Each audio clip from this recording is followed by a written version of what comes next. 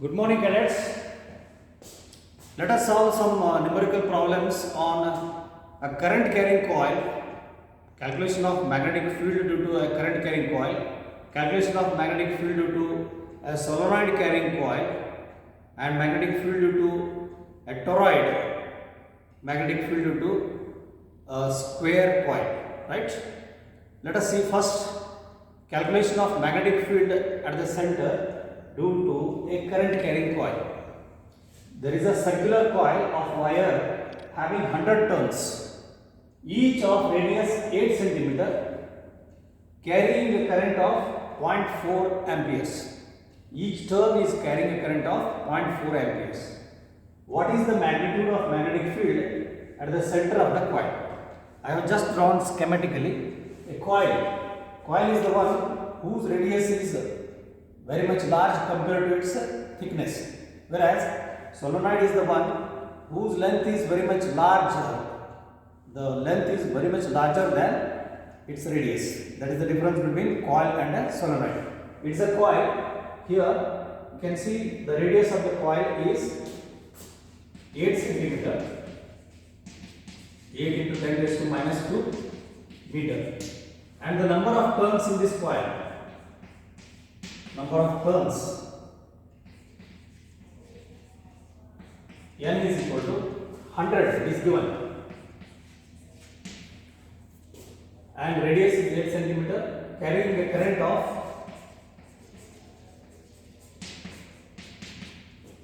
0.4 amperes.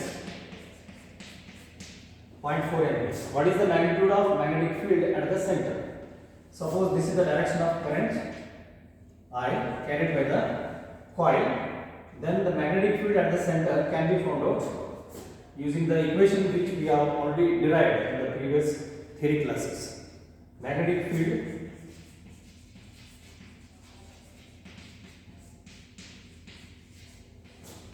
at the center of current carrying coil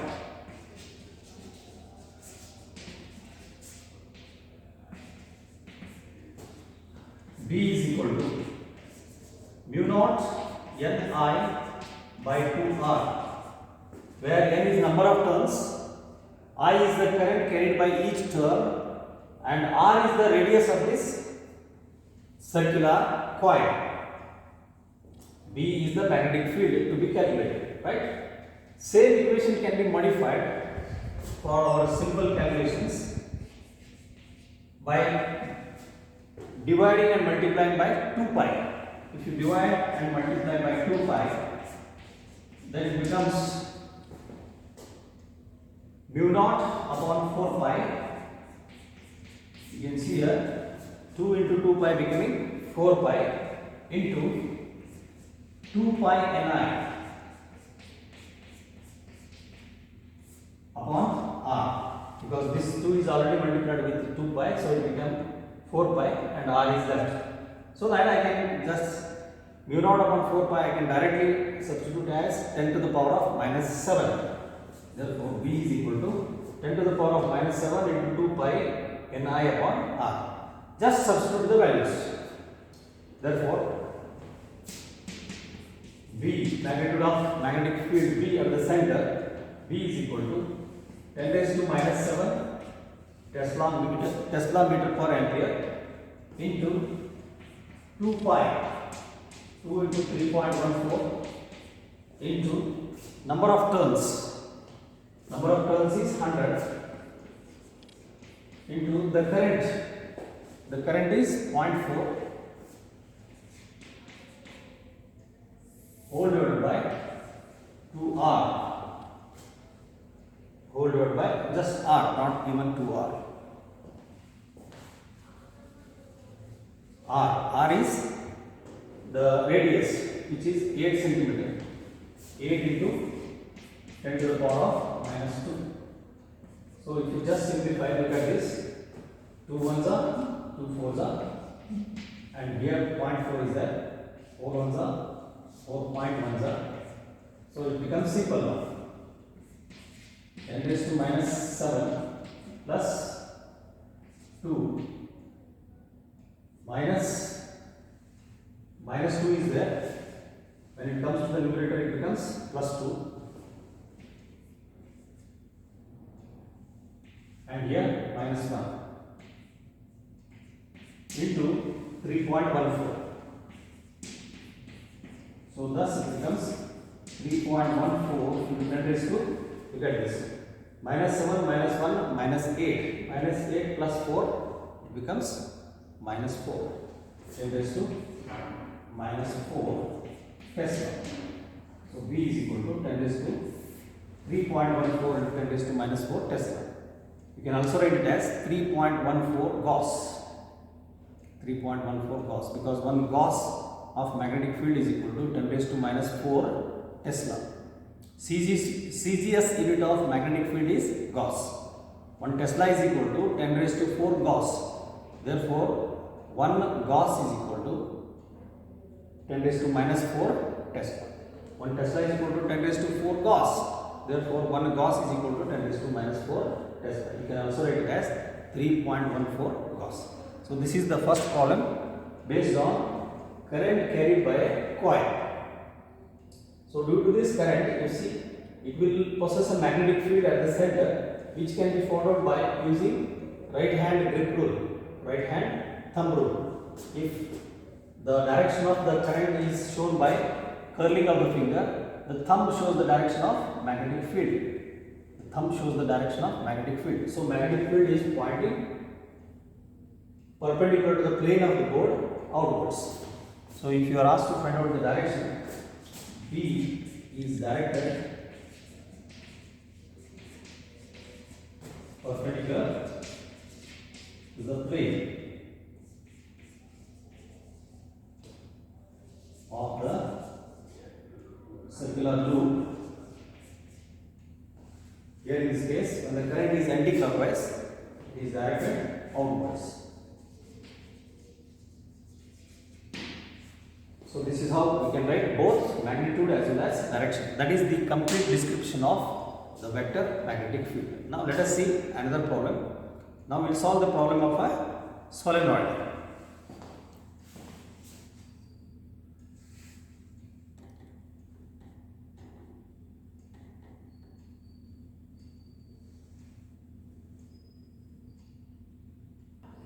Now look at this second problem. There is a closely wound solenoid 80 centimeter long. A closely wound solenoid 80 centimeter long has 5 layers. 5 layers of 400 turns each, wound one over the other. It's a continuous wire which is wound around 80 centimeter core. Okay. And there are such 5 layers.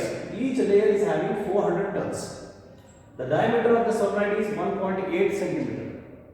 Solenoid is the one whose length is quite longer than its radius. Length is quite longer than its diameter. So you can see here the length is 80 centimeter and the diameter is hardly 1.8 centimeter.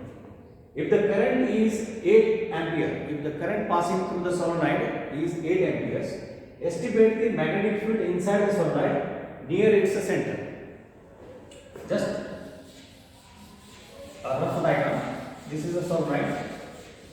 A long wire being found in this shape is called as solenoid. And this is having 5 layers wound one over the other. Closely wound one over the other. So there are 5 layers. So just schematically I am showing 5 layers. So that total number of turns in this solenoid is going to be 5 into 400 turns. That is 5 into 400, 2000 turns. So first I will write number of turns.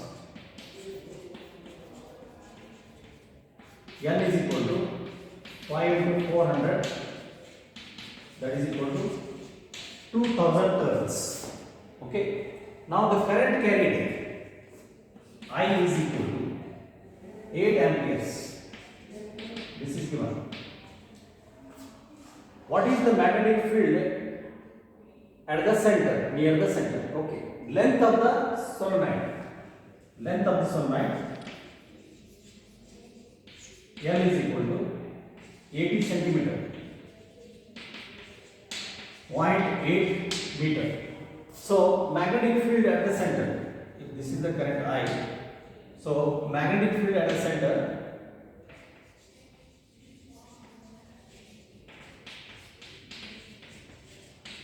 inside the solenoid,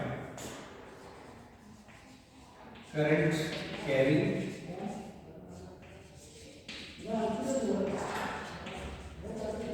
solenoid, P is equal to mu naught Ni, where I have used here small n, where n is number of turns per unit length. It's a very simple equation. Mu naught Ni, where n is number of turns per unit length and I is the current. Mu naught is the permeability of free space, where number of turns per unit length is calculated as total number of turns divided by total length. Total number of turns divided by total length, right? Total number of turns is 2000, and total length, what is the total length of the wire? Total length, you can see it is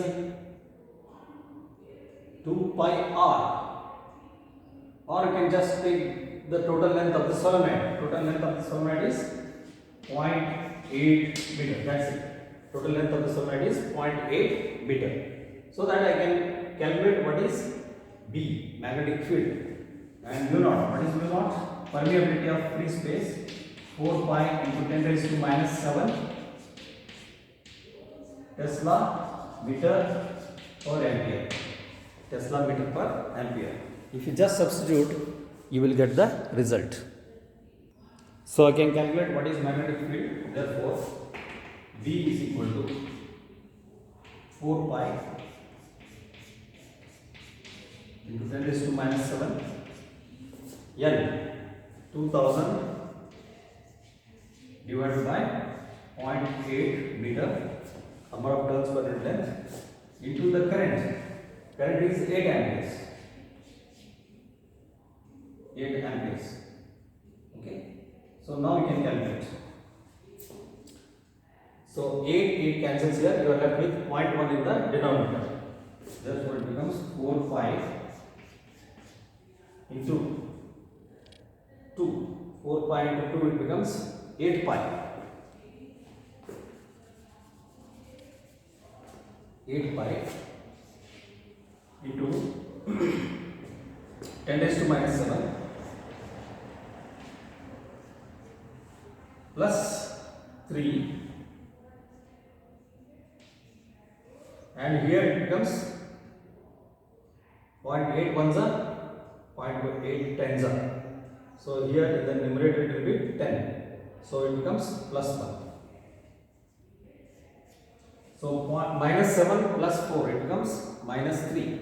So therefore it becomes 8 pi into 10 raised to minus 3 Tesla. 8 pi, if you calculate, it becomes 8 into 3.14. 8 into 3.14 into 10 raised to minus 3 Tesla. You can also write it as 8 pi millitesla. So if you calculate, it comes out to be 2.51 into 10 raised to minus 3 Tesla. So 2.51 millitesla. So magnetic field inside this is going to be uniform. So whether it is near the center or anywhere in this space, interior of the solenoid, magnetic field is uniform throughout. Only at the edges, magnetic field decreases. Okay, magnetic field decreases because of limitations. So current is not continued. The current is having a break here. Therefore, just outside the magnetic field, just outside the solenoid, the magnetic field decreases. Okay, this is how we have to solve for magnetic field due to a current carrying solenoid. Magnetic field due to a current carrying solenoid is given by mu naught Ni. In the same way, magnetic field due to a toroid is also mu naught Ni, provided magnetic field is present only in the interior of the core. Let us see one problem based on toroid. Look at this problem. A toroid has a core of non-ferromagnetic material with inner radius 25 cm and outer radius 26 cm, around which 3500 turns of wire are wound. If the current in the wire is 11 ampere, what is the magnetic field outside the toroid, inside the core of the toroid, and in the empty space surrounded by the toroid? What is the toroid? Here, from the example, the toroid is consisting of a core, non-ferromagnetic core, right? It's not made up of iron or any other ferromagnetic material. It is a non-ferromagnetic. You can think that it is a core made up of copper, which is non-ferromagnetic. Copper ring with a hollow space inside. Copper ring with a hollow space inside. Okay. And the inner radius of this is 25 centimeter. Let us take it as R1. And the outer radius is 26 centimeter. This is the outer radius, right? Now, this is wound with a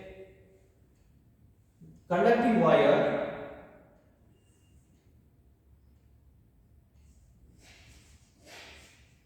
in this fashion with 3500 turns. This forms a toroid.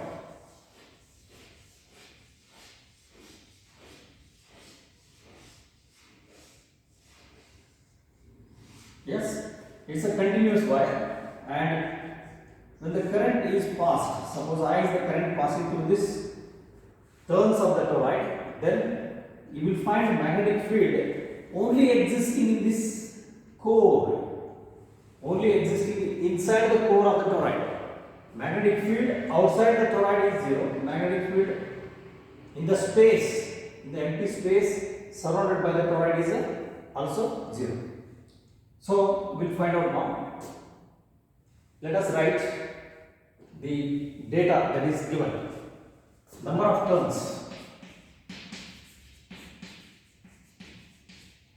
N is equal to 3500. Now, inner radius of the toroid R1, I have taken it as R1, 25 centimeter, which is equal to 0.25 meter. Outer radius of the core, this is called as core. Around this core, a long wire is wound in this particular shape. It is called as toroid. It is especially used to produce magnetic field, a strong magnetic field in this space inside the core. Outer radius R2 is equal to 26 centimeter, that is equal to 0.26 meter. Then the mean radius is required. R is equal to R1 plus R2 by 2, that is equal to 0.25 plus 0.26 by 2. So if you calculate, mean radius becomes 0.255 meter, that is 25.5 centimeter. This gives us the mean radius. The dotted line which I am drawing, that becomes the mean radius. Now, magnetic field outside the core is zero. First, magnetic field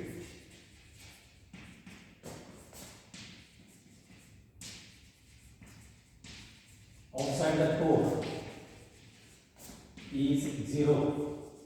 Since the current is flowing through the number of turns which are wound around the core, so the magnetic field is confined within this core.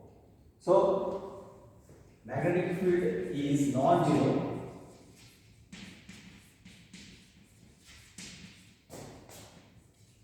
that is only non-zero magnetic field exists in the interior core.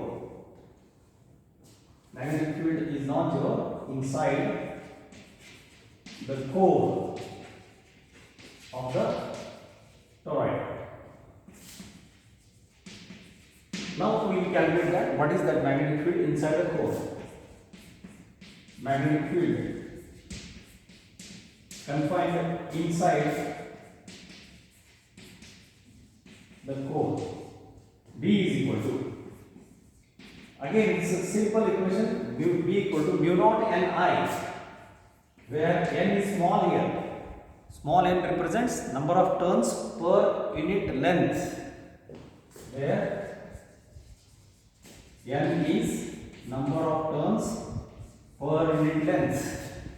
Number of turns here is given 3,500 turns, and length of the wire we have to calculate. Length of the wire we have to calculate. Okay. So it is not length of the wire, it is total length of the core, mean length of the core. So number of turns per unit length can be calculated as number of turns per unit length of the core. That's how we write small n. Small n is number of turns per unit length of the core. The total length of this core can be found out as 2 pi r, where r is the mean radius. I will write here number of turns per unit length of the core around which the wire is wound. Now, N we will find out first. N is equal to 2 pi r, where r is the mean radius, which we have already found. So that becomes 2 pi into 0.255. 0.255 into 2, 25.5 into 2 becomes 51 centimeter. So it becomes 0.515 meters. 51 centimeter or 51 pi centimeter, that is equal to 0.51 meter. Therefore, magnetic field B becomes equal to mu naught n I. Now n will substitute as mu naught n by L into I. Mu naught is, as we know, 4 pi into 10 raised to minus 7 Tesla meter per ampere, and N is 3,500 and L is 0.51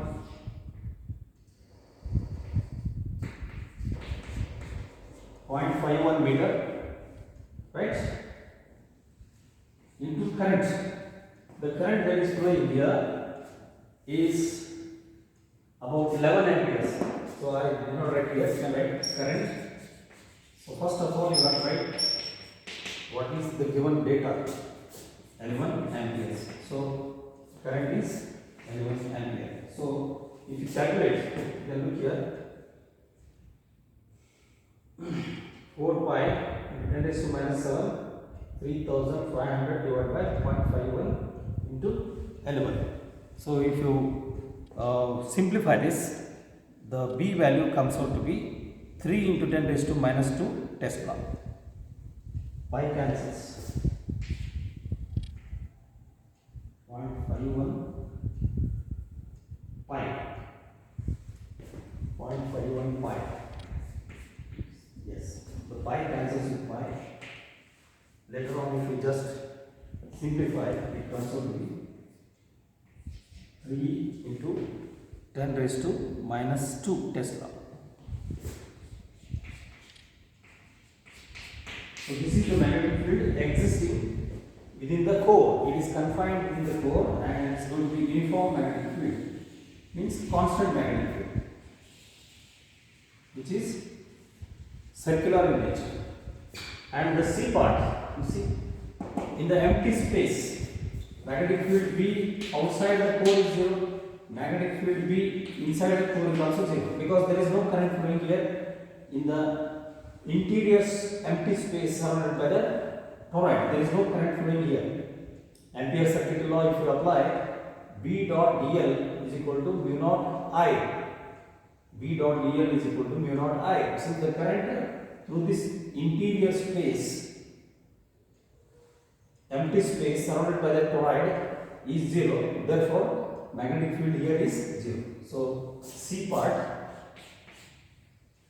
in the empty space,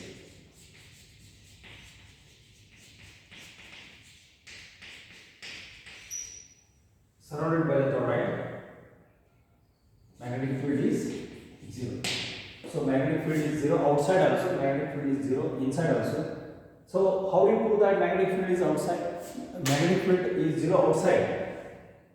If you again apply Ampere circuit law for fixed number of turns, the amount of current that is entering into the plane of the board is equal to amount of current that is coming out of the plane of the board. You can see here, the current is entering like this in the number of turns. The amount of current that is entering is equal to amount of current that is emerging out. So net current becomes 0. Therefore, magnetic field outside the toroid carrying current is also 0.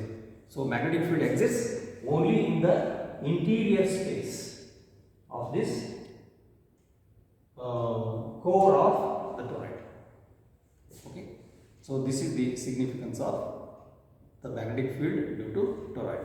Okay. In the next video, we will learn about, we will solve some more problems on moving charges through, that is current through a square coil, and what is the torque experienced by a current carrying square coil or current carrying rectangular coil.